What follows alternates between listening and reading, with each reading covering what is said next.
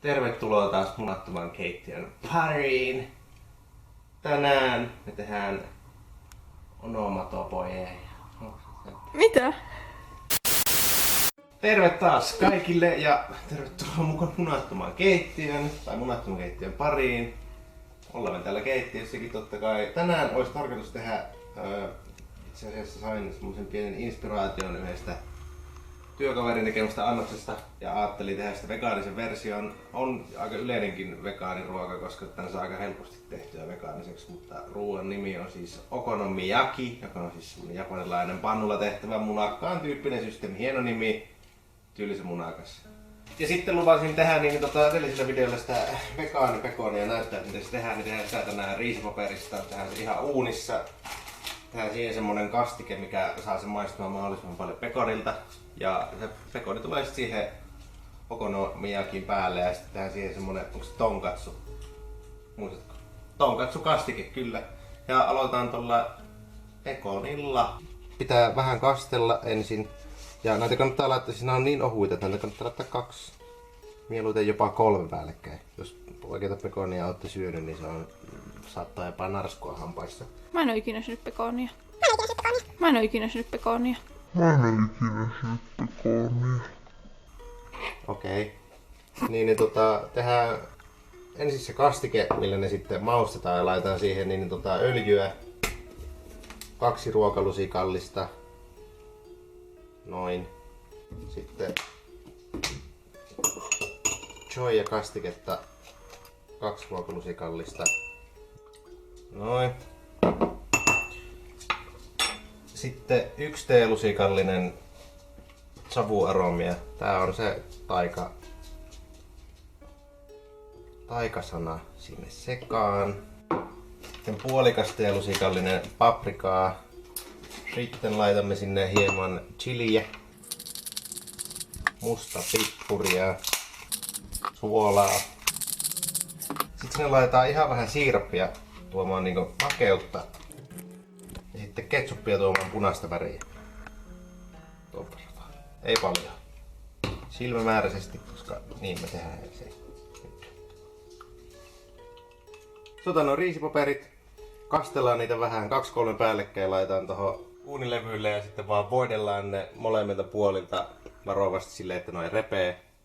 Nyt ollaan kastikkeella ja sitten vaan uuniin ja sitten seuratkaa sitä tosi tarkkaan, ne palaa tosi helposti. Niin kattokaa ja seuratkaa, koska toi siirappi saa ne palaa aika riskillä, niin seuratkaa sitä prosessia, ottakaa heti uunista pois, kun olette sitä mieltä, että ne on niinku valmiit. No niin, ensin aloitetaan näillä riichi-paperiarkeilla, laitetaan niitä tänne viileään veteen silleen, että ne kastuu ensin molemmilta puolilta. Näitä ei tällä saa hirveän kauan läärätä. Laitetaan sinne suoraan ne 3.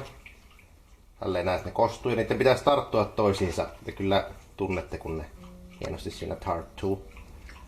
Pyöritätte vähän niitä täällä. Ohjeissa luki noin minuutin verran. Se on kuulemma hyvä aika.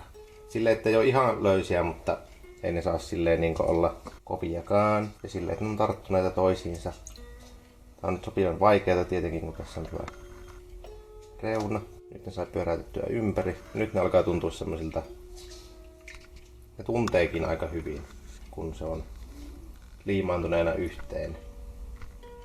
No on niin semmoinen oma liima-aine melkein, millä niin liimaantuu toisiinsa.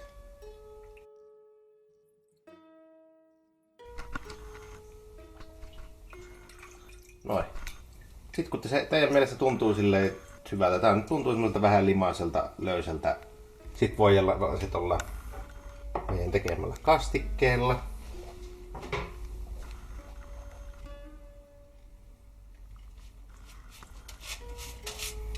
Ja sitä kannattaa kokeilla, että miten paljon sitä haluaa laittaa sitä makua siihen, koska toinen puolihan tässä ei meillä vielä ole voideltuna. Joten teemme taikatempun ja pujotetaan sormet oravasti alle, nostetaan ylös, käännetään ympäri ja sitten venytellään silleen, että se ei repee. Sama homma toiselle puolelle.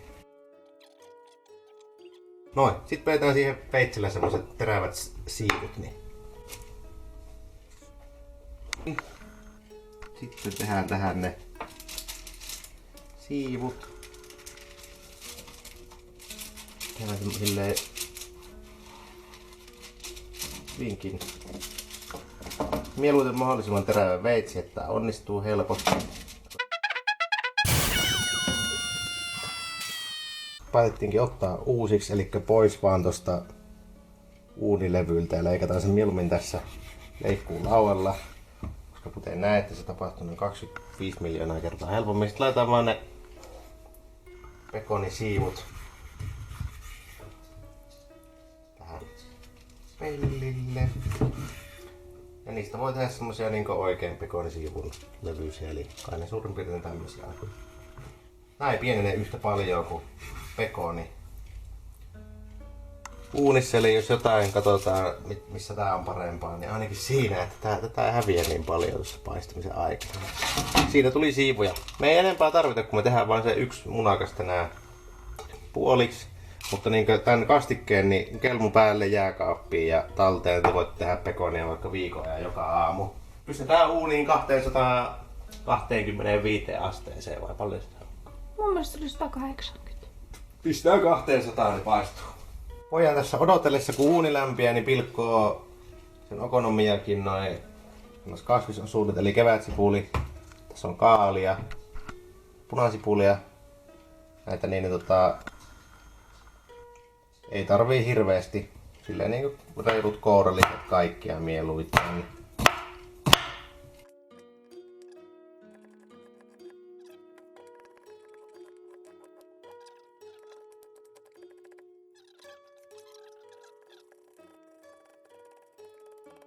Noin siinä on kevätsipuli. Noin käytetään sitten sinne. Sitten voidaan tehdä se taikina valmiiksi, mihin me voidaan sekoittaa tässä vieressä olevat nämä hienot kasvikset. Laitetaan 4 desiä vettä. Tää on puoli litraa tuoppi. Se oli vajaa. Sitten laitetaan yhteensä 4 desiä jauhoja. Mä laitan nyt niin ihan säästösyistä niin 2 desiä normivehnäjauhoja ja sitten 2 desiä kikhernejauhoja. Sitten ihan vähän suolaa.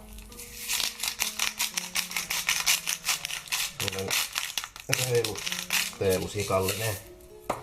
Sitten se voidaan sekoitella. Sitten sekoitellaan tää haarukalla. Semmoiseksi kikhernejauho lättymäiseksi taikinaksi. Semmoiseksi niin, mistä voi tehdä siis pannukakun paistinpannulla paistaa. Annetaan se vähän aikaa turvota myös. Näin, ja sitten vaan kasvikset sinne sekaan. Sitten jos siellä on jotain japskiruokasenseitä toisella puolella, niin älkää sanoko mitään. Tää on tämmönen niinku suomalainen, nopea, vegaaninen versio. Katsoin muutamia pätkiä, missä ne tekee sitä okonomiakia silleen niinku vanhan kautta. Ja tiedän kyllä, että ei nyt mennä ihan samoja askelia pitkin. No, siinä. Sitten katsotaan, tuliko pekoneista yhtään mitään. Hyvä ääni, hyvät soundi, hyvä tuoksu. No, arvosana.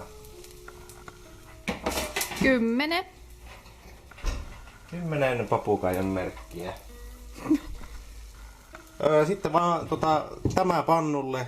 Sitä paistetaan vähän niinku munakasta niin kauan, että se on kypsää ja sitten käännetään puolessa välissä. Otetaan, että se... Joo, hienosti näin. Sitten kun niin olottaa sitä pois, niin pekonit päälle.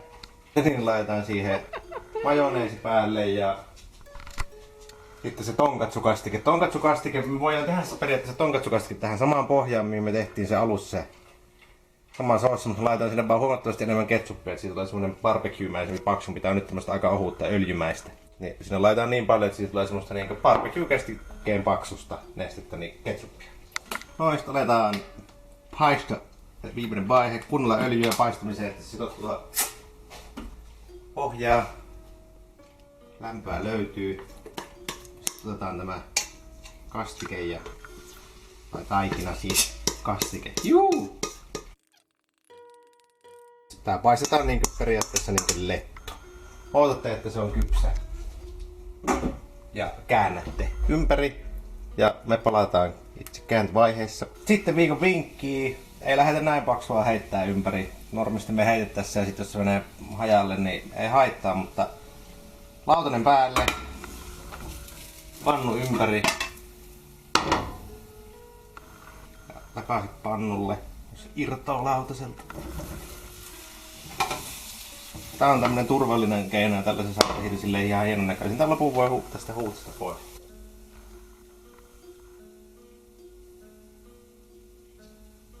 Ja nyt kun se on valmis, se tulee kaikista mukavin.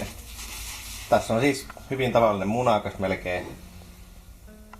Laitan se tähän lautaselle. Siihen mahdollisimman keskelle tietenkin. Näin. Sitten laitetaan tähän päälle nämä meidän hienot pekonit. Noin. Sitten meillä on tässä korianteria. Sitten on sesamisiemeniä. Ja sitten tähän, kun meillä niin, ei ole semmosia puristushienoja pulloja, niin me tehdään tässä kotikonstein tämmöiset kastikelevittimet. Levittimet. Pursotin. Niin, levitin. Niinkö? Yksinkertaiset miehet tarvii yksinkertaisia asioita. Noin, tää on tää meidän tonkatsukastike. Tää voisi levittää vielä enemmänkin. Vaikka sudilla jopa, mutta me nyt annetaan se olla näin. Otetaan tämä roski.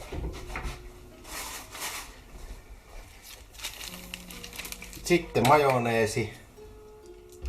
Tällaiset pitää olla vähän tarkemmin. Tällä tehdään tämmöstä niinku kuvioa. Tää on tän niinku idea ilmeisesti. Kuten näette, niin hyvin kotikutosta, mutta jos haluatte eikä teilläkään ole hirveästi tämmösiä, niin sitten osta esimerkiksi majoneesia pursotin pullossa, koska niitä on aika vaikea löytää semmosessa pursotin pullossa niin vegaanisena, koska ne yleensä johonkin kananmunan pohjaan tehty. Niin jokaisella itseään kunnioittavalla hippiäisellä on minigrippejä kotona, eli klädejä. Käyttäkää niitä. Ja sitten kun tähän on tehty tämmönen siksakki kuviosetti, otetaan syömäpuikko ja tehdään sillä tähän tämmösiä kuvioita.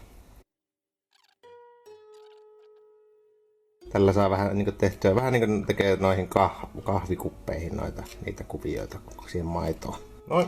Ja sitten laitetaan ihan viimeiseksi oluthiivahiutaleet tuomaan vähän semmoista juustosta roomia. Ja olisiko meillä siinä semmonen pikailtainen noin vartin valmisteluita vaativa okonomiyaki. No niin, sen viikon oli siinä. Kiitos paljon, että katsoit videon. Jaksoit kattoo okonomiyaki, tonkatsukastike tehty. Ensi viikolla tehdään taas aivan muuta. Katsotaan sitten sitä ensi viikolla tai ensi kerralla. Riippuu vähän miten meillä riittää aikaa. Mutta jos tykkäsit videosta, niin ja tilaa kanavaa ja nähdään ensi kerralla. Moro!